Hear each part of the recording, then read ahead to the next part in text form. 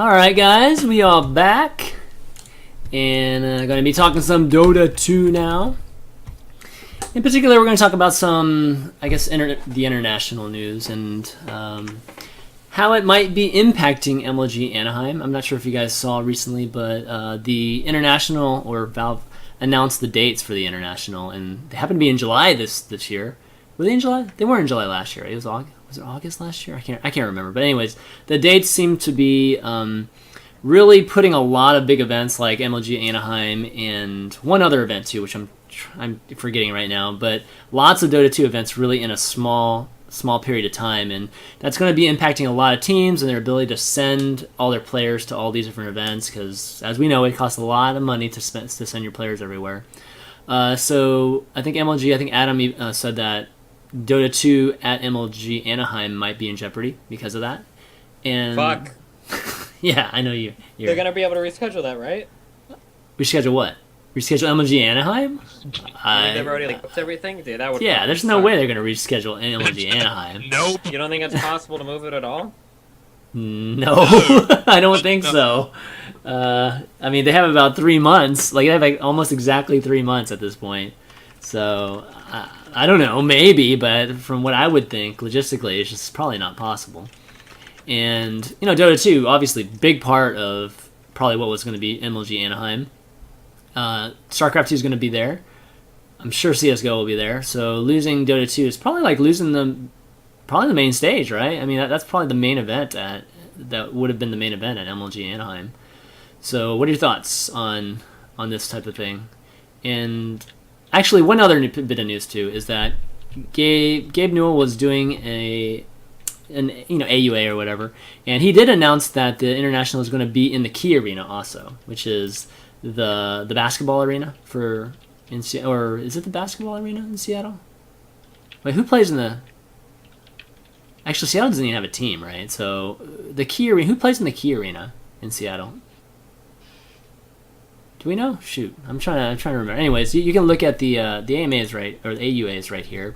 You can actually see that you announced it. Anyways, it's a bigger venue, much bigger venue, and hopefully a lot more people will be able to attend this time around. But anyways, thoughts on basically Dota 2 potentially not being at MLG. Steven, do you really care much?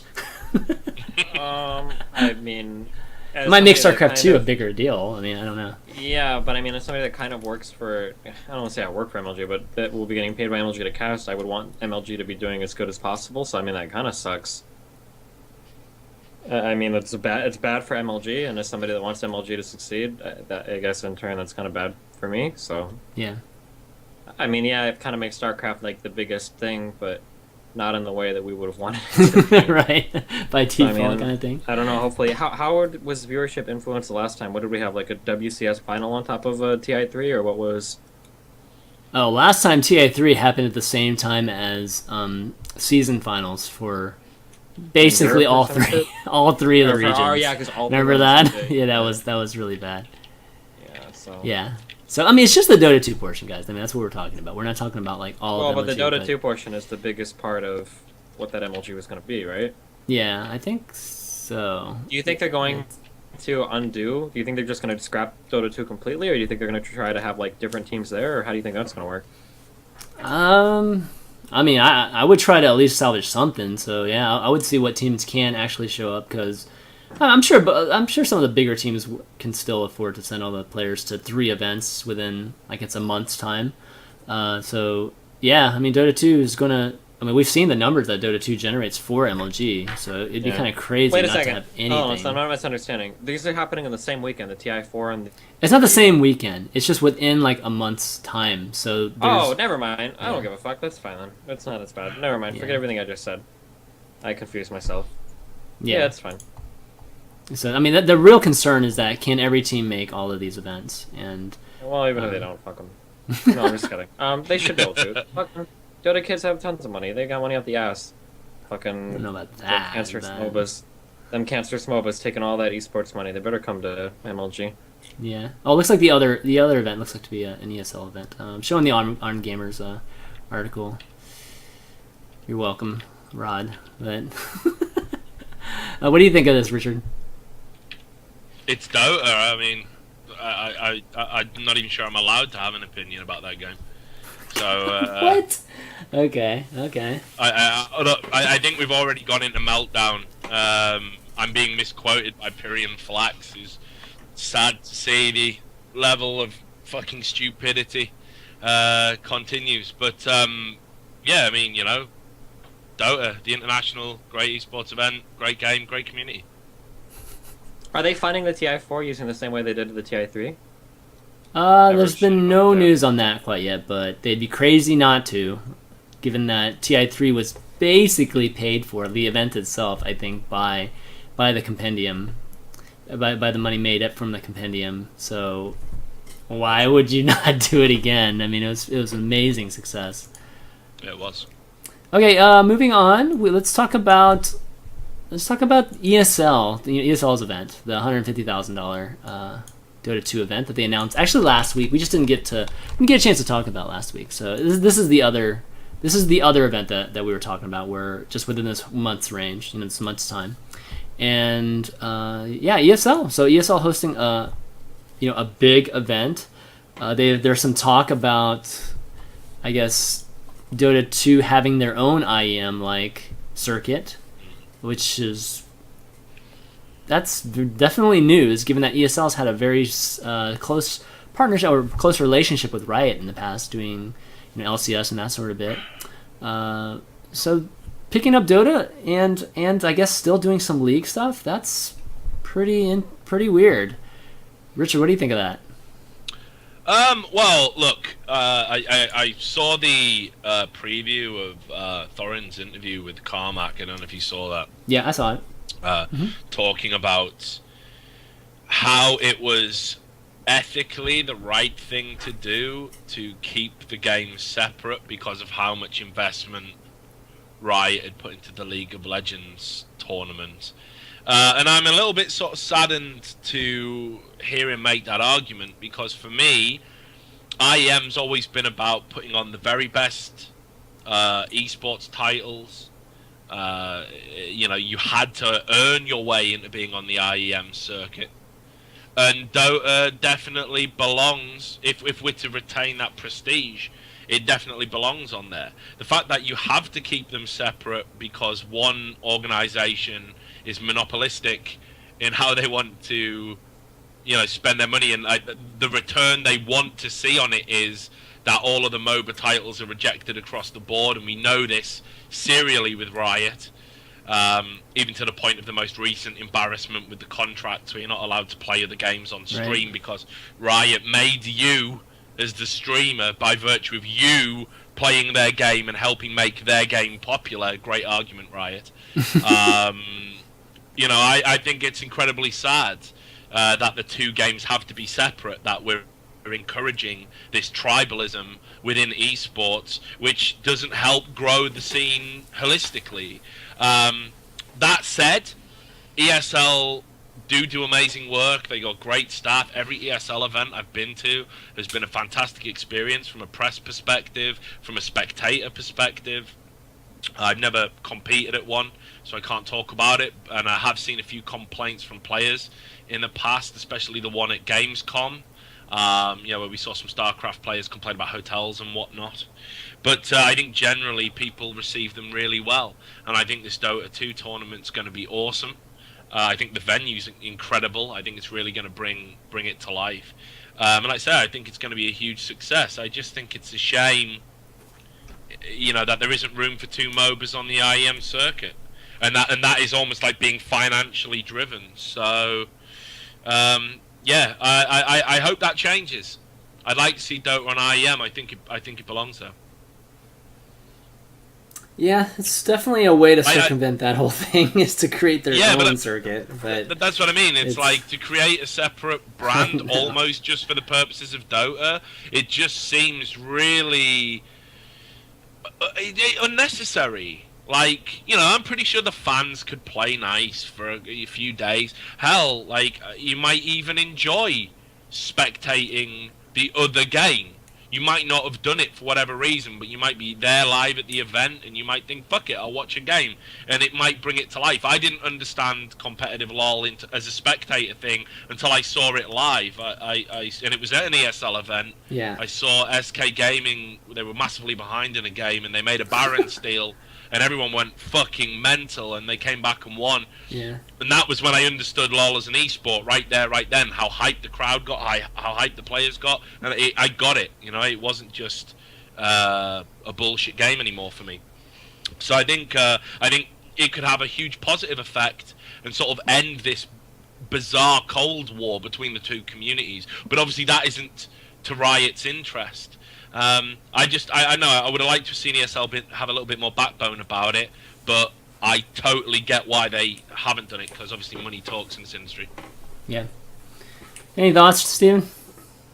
I mean, in as many words as I mean, Richard said it all a lot. So yeah. I mean, I agree. More or less. I mean, it all boils down to the. I mean, keeping the two like totally separate is kind of really fucked, and I don't really agree with that. But I mean, we've talked for ages on the show about how the Riot's approach to esports is kind of like really fucked. So I mean, it sucks, and ESL went the route that they did because, like Richard says, money talks.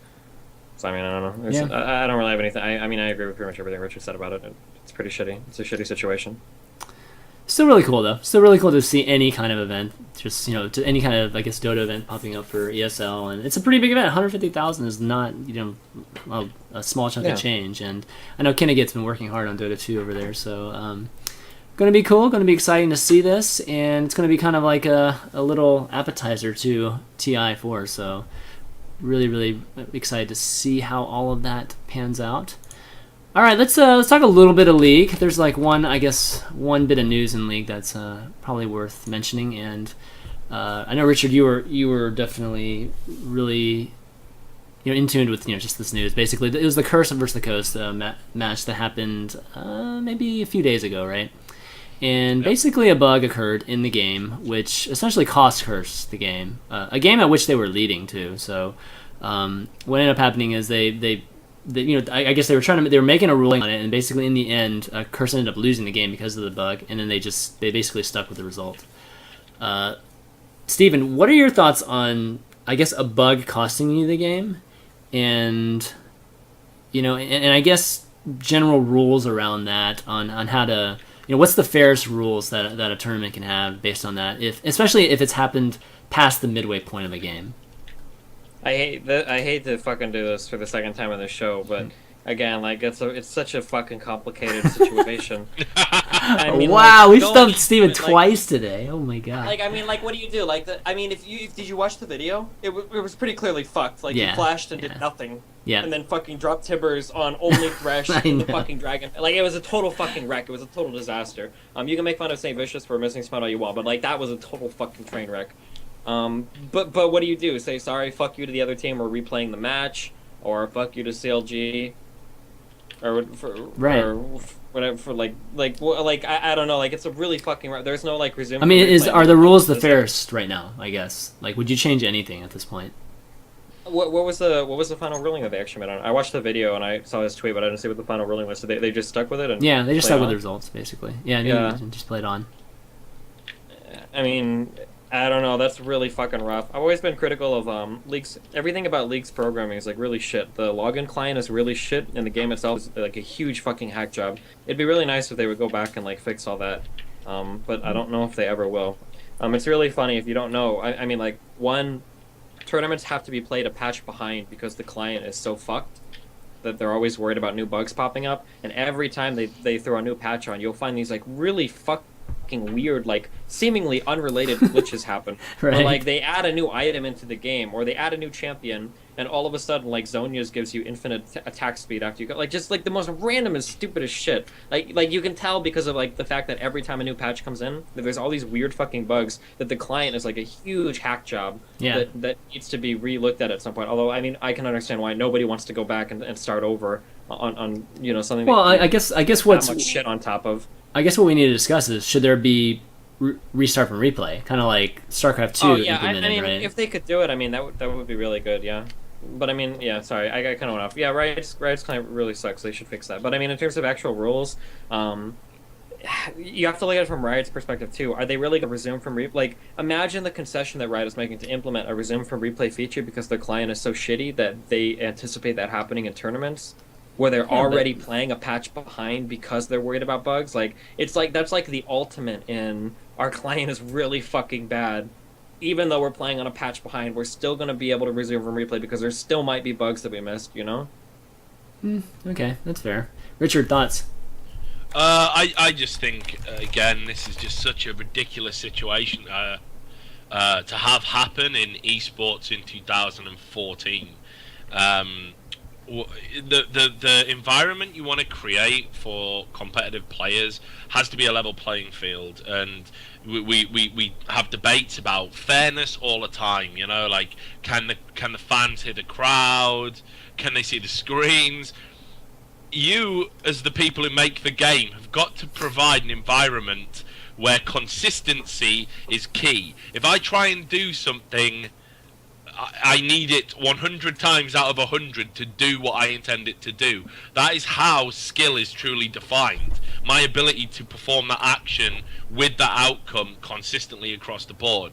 What happened was Saint Vicious, who has recently transitioned into the support role after being a jungler, went to do a flash Tibbers with Annie, which is an ultimate which unleashes a big bear and stuns people, for those that don't follow League of Legends. How that would have impacted on the resulting team fight is it would have done a lot of damage and immobilized 2 players. He was within range It's one of 2 of players. that alt can be one of the most important alts in the game if you land it right. Like Tibbers is a very fucking big alt. If the stun is up, there's like that's a team fight shattering fucking ult. And he dropped it on fucking nothing. He dropped it on the enemy support.